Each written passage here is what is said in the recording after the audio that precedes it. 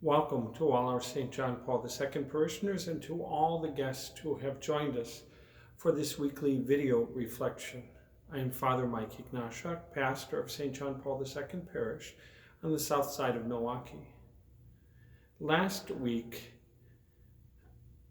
as I reflected on the angels and archangels, I mentioned that there were many saints we celebrate during this time of year.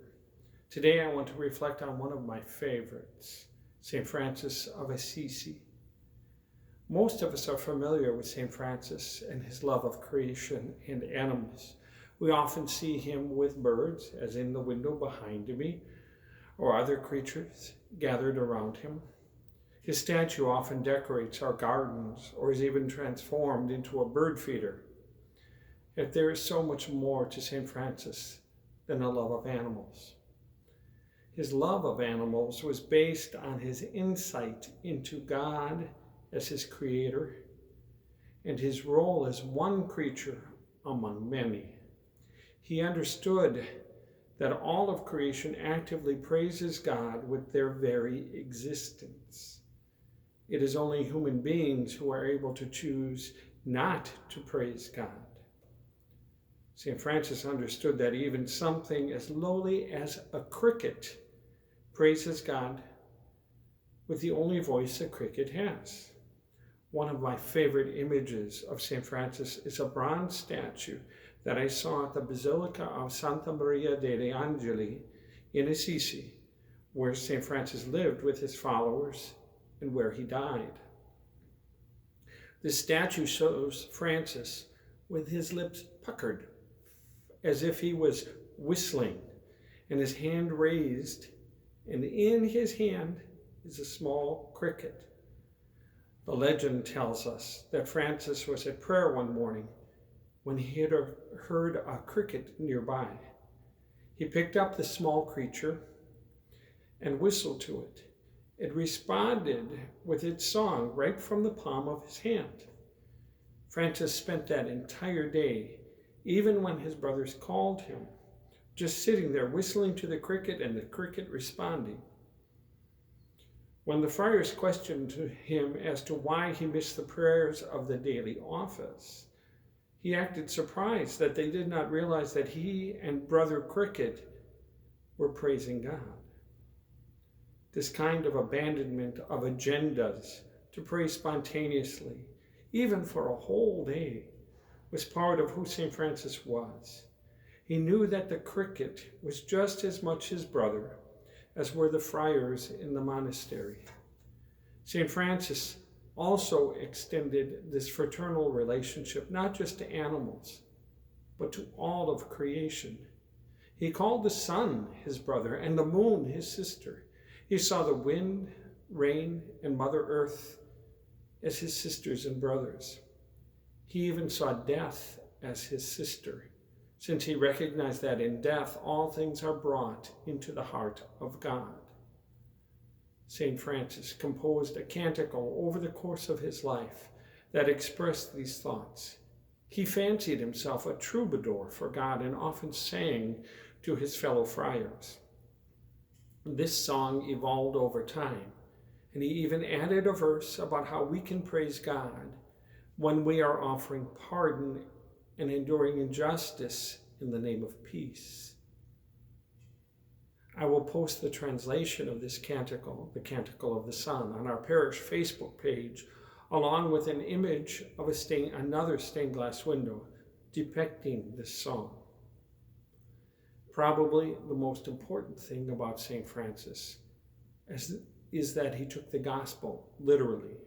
By doing this, I do not mean that he interpreted the gospel word for word in a literal sense. Language changes over time, and the difficulty of translating from one language to another makes that impossible. Francis knew, however, that living out the gospel literally was what he was called to do. If Jesus spoke to creation, as when he calmed the storm, Francis spoke to creation. If Jesus broke the taboos of his day and healed lepers by touching them, Francis did too. He faced a long-time fear of leprosy by touching them. And one day, he dismounted his horse and hugged a passing leper. Later that day, he dreamt of the leper who had now had the face of Christ. St. Francis understood that all of us are called to live as another Christ in the world. He knew that we are not just to imitate Christ, but to empty ourselves in poverty so that Christ can live and act through us.